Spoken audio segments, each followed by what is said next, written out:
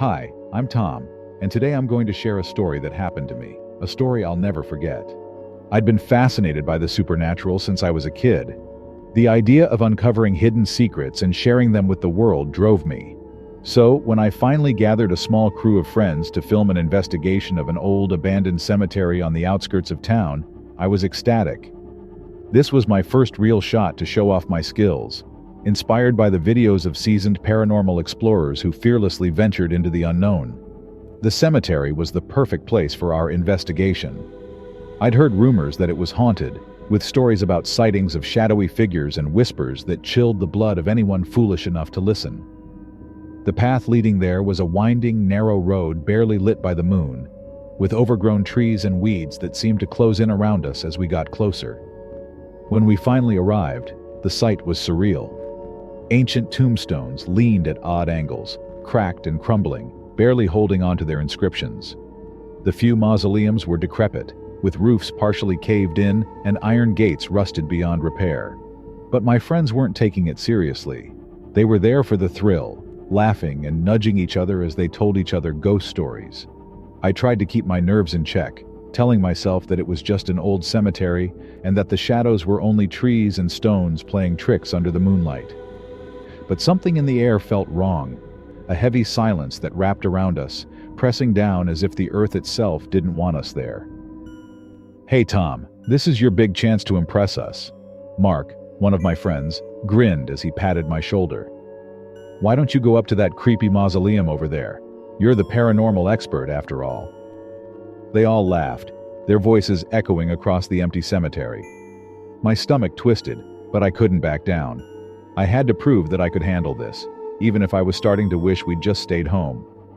So, I forced a smile and headed toward the looming structure, a mausoleum where, according to a local legend, a victim of a brutal, unsolved murder was buried.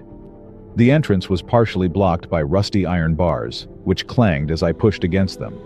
Inside, the air was stale, filled with the smell of mold and damp stone.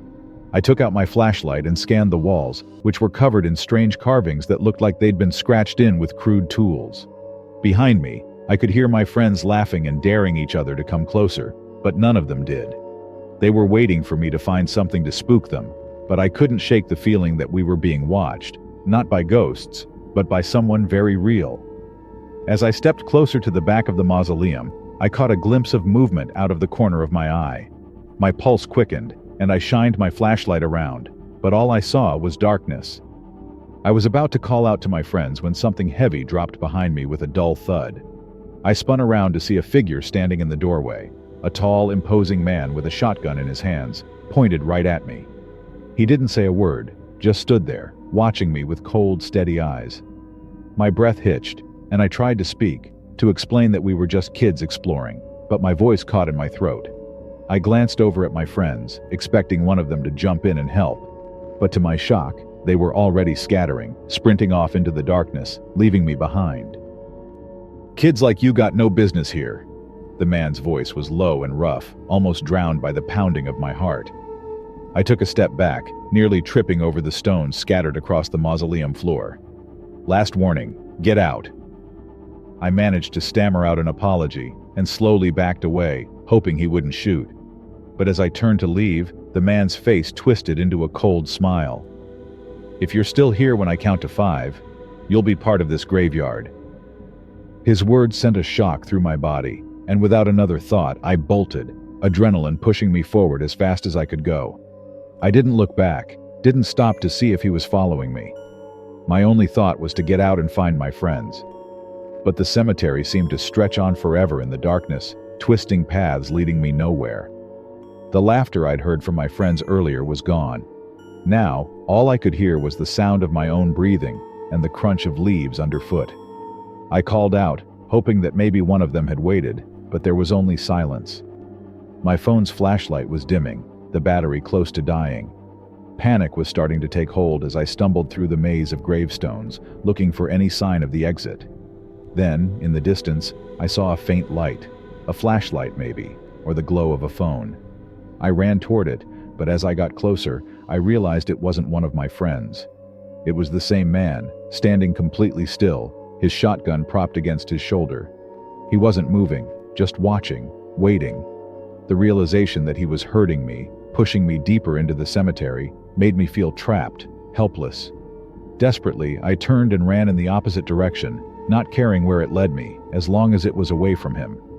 After what felt like hours, I found myself back at the entrance, gasping for breath and drenched in sweat.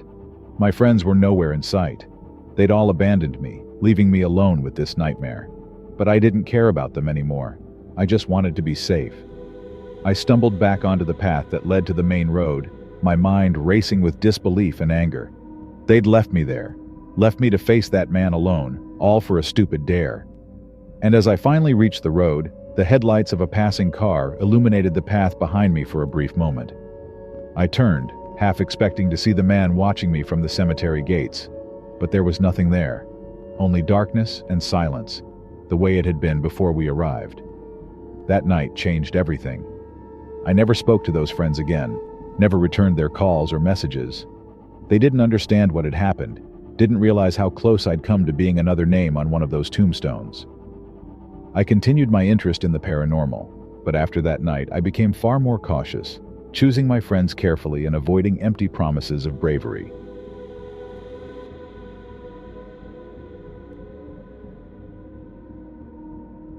Hi, I'm Mike. I grew up in a quiet town where everyone knew each other.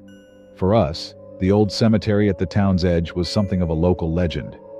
The place was filled with old gravestones, twisted trees, and a kind of silence that felt heavy, almost like someone was always watching. My mom would sometimes bring me there on Memorial Days, and while I'd help her, I always wanted to leave as soon as possible. The cemetery had this strange, eerie stillness that never sat well with me. When I got older, a few kids at school started getting into this stupid game of daring each other to go there at night. They'd go in alone or in pairs, looking for creepy carvings on the headstones or climbing on the old crypts. Word got around that a couple of kids even spent the night once, though I never quite believed that story. Eventually, it was my turn. They dared me to go there alone at night, record it all on my phone, and bring it back to prove I wasn't scared. I wanted to say no, but my pride got the best of me, and before I knew it, I was walking toward the cemetery just as the sun dipped below the trees. With the sky darkening fast, I stepped through the rusty gates and felt my stomach tighten. The place was as unsettling as ever, but this time, the shadows stretched longer, merging with the graves and trees, giving the impression that I was in some forgotten world. I pulled out my phone and started recording, narrating to make it seem like I wasn't as scared as I actually was. See? Nothing here, I whispered to the camera, hoping my voice didn't betray my nerves. As I moved deeper, a sudden rustling made me freeze. I whipped around, expecting to see someone behind me, but there was nothing. I told myself it was just an animal. I walked further until I was near the biggest crypt in the cemetery, where a couple of my so-called friends had said they'd found strange carvings before. As I inspected the stone walls, I heard footsteps, quiet but steady, crunching the leaves somewhere behind me. I spun around, heart pounding, and saw a few dark shapes darting behind the gravestones. I recognized their outlines. It was them. They had come to watch, probably planning to scare me for laughs. Trying to play along, I called out, "All right, you got me. I know you're out there." But there was no response. No laughter, no shuffling, nothing. I laughed it off and continued with my recording. But just as I was about to turn back toward the entrance, a whisper floated from the darkness. It was soft, but sharp, like someone hissing my name. "Alex." I froze, realizing that none of my friends knew I'd be coming alone tonight. They were all supposed to be at a party. Just then, I heard footsteps rushing toward me, and I was ready to bolt. But then I recognized one of the faces. It was Jack, one of the guys from the dare. He grinned, his face a mix of amusement and something else I couldn't quite place. "Come on, Alex," he said with a smirk. "You didn't think it'd be this easy, right?" He motioned to the others, who stepped out from the shadows. They seemed off, like they were taking this dare far more seriously than I'd thought they would. "All right, you've had your fun. I did it," I said, trying to laugh it off and head back to the gate. But they blocked my way, their faces suddenly hard and unsmiling. Jack crossed his arms and nodded toward an open grave nearby. The real dare's not over yet. Show us how brave you are. Lie down in there. Just for a minute." A cold shiver ran down my spine, but I couldn't back down now. Their eyes were fixed on me, expecting me to chicken out. Trying to stay calm, I lowered myself into the grave, lying back on the cold earth. The damp, heavy air pressed down on me, making it hard to breathe. My friends closed in around the edge, their faces looking down at me with an intensity that made my skin crawl. "All right, you've seen enough," I said, sitting up. But just as I was about to climb out, they started to pile heavy stones over the opening, laughing. At first, I thought they were just joking around. But as the rocks kept piling, blocking out the light bit by bit, panic took hold. I could barely breathe, my voice echoing off the walls of the grave as I yelled, "Guys, this isn't funny anymore! Let me out!" Silence. Not a single laugh or movement from above. I could feel the weight of the stones pressing down, every breath getting shorter. I started pounding the walls, yelling for help. Time seemed to stretch into eternity as I lay there, heart pounding, until I heard a muffled voice. A voice that didn't belong to my friends. "Hey, are you all right down there?" There was a scuffle above, then hands reached down to pull me out. I looked up, dazed, into the face of a man I'd never seen before. He was passing through and heard my screams. "Who did this to you?" he asked, his face etched with concern. Looking around, I realized my friends had vanished, leaving me alone with a stranger in the dark, empty cemetery. The man walked me home, and we never spoke of it again. The next day I confronted Jack, but he just shrugged, saying, "You wanted to prove you weren't afraid, right?" Since that night, the memory of that grave never left me. I learned that friends who push you to prove yourself at the cost of your safety aren't friends at all. I stopped hanging around them, but the shadows of that night stayed, a reminder of what fear and a twisted sense of loyalty can drive people to do.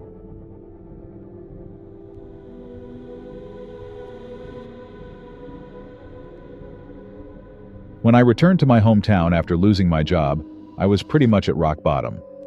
The small town where I grew up didn't have much to offer in terms of opportunities, so I started looking for anything that could keep me afloat. That's when I saw a job listing for a night watchman position at the cemetery. I thought it would be temporary, a quiet, solitary job where I could gather my thoughts and plan my next steps. The first few nights were quiet and uneventful. I walked along the winding paths, getting used to the silence and the shadows cast by the old headstones. After a few shifts, I found myself at ease in the dark, even appreciating the solitude that the graveyard offered. It was just me, the stars, and the soft rustling of the leaves in the trees. What once felt eerie became peaceful in a strange way. One night, however, when I was finishing my final round, the atmosphere changed suddenly. The air, which was usually crisp and cold, became dense and heavy, as if a damp fog had rolled in. The familiar paths of the cemetery seemed distorted, the headstones looming larger and more menacingly. Shadows twisted unnaturally, and I started to feel an oppressive weight pressing down on me. The cemetery, which had begun to feel almost like a place of calm, turned hostile, as though it was urging me to leave. I quickened my pace, glancing over my shoulder and hoping that whatever was unsettling me would disappear. Just as I was about to turn down the last path toward the gate, I felt a sudden, forceful shove against my back. I stumbled forward, barely managing to catch myself before hitting the ground. My heart froze. Spinning around, I expected to see someone standing there, but the path was empty. Only the darkness surrounded me, deeper and heavier than before. My hands trembled as I brushed off my clothes, telling myself it was nothing. Maybe I'd tripped, maybe I'd imagined it. But then, as I took a step forward, I saw him. A tall, broad-shouldered figure emerged from the shadows a few yards ahead, standing perfectly still between two grave markers. The man's face was cold and expressionless, his eyes dark and piercing. He looked straight at me, his stare boring into me with a chilling intensity. And then, slowly, a twisted smile crept onto his face. "You're too late to leave," he said, his voice a rough whisper that seemed to scrape against the night air. "You're staying here now." I could feel the blood drain from my face as panic took hold. Without thinking, I turned and sprinted in the opposite direction, my feet crunching on the gravel as I ran deeper into the cemetery, barely able to breathe. I could hear his slow, steady footsteps behind me, unhurried, as if he knew that no matter how fast I ran, I couldn't escape him. I pushed myself to keep going, my lungs burning, but every path I took seemed to wind back around, leading me further into the maze of gravestones and twisted trees. My heart pounded, each beat echoing in my ears as I ran, desperate to find a way out. In the dim moonlight, I saw the looming silhouette of an old, decrepit crypt, and I ducked behind it, crouching low, hoping he'd pass by without noticing me. But the footsteps stopped.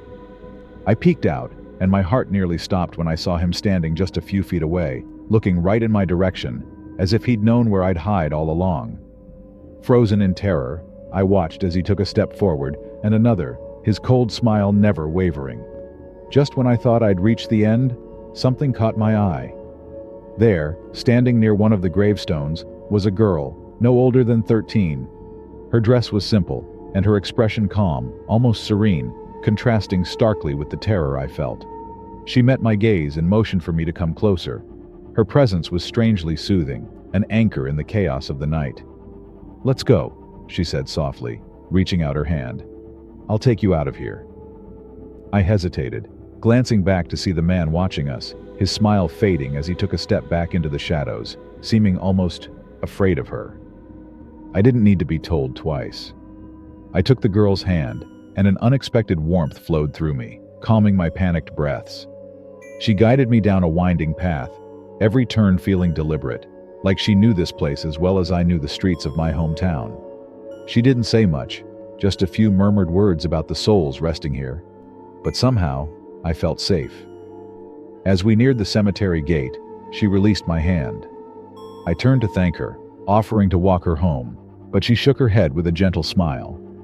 "I'm already where I need to be," she whispered, and with a glance back at the tombstones, she faded away, her form dissolving into the night. The next morning, still shaken, I told my story to my coworker, expecting disbelief or laughter. Instead, he listened quietly, his face growing solemn as I mentioned the girl. "You saw her near the old graves?" he asked, almost in a whisper. He went on to explain that she was a known spirit of the cemetery, a girl who had died young and was said to protect people who lost their way in the dark, those who were respectful anyway. Since that night, I've made a habit of leaving a small flower at her grave each time I work the night shift, a quiet gesture of thanks to the girl who saved me. Now, whenever I pass her grave, I feel a faint warmth, a gentle reminder that in this place of rest and mystery, I have a protector, and I know that no matter how dark the night may get, I'm never truly alone.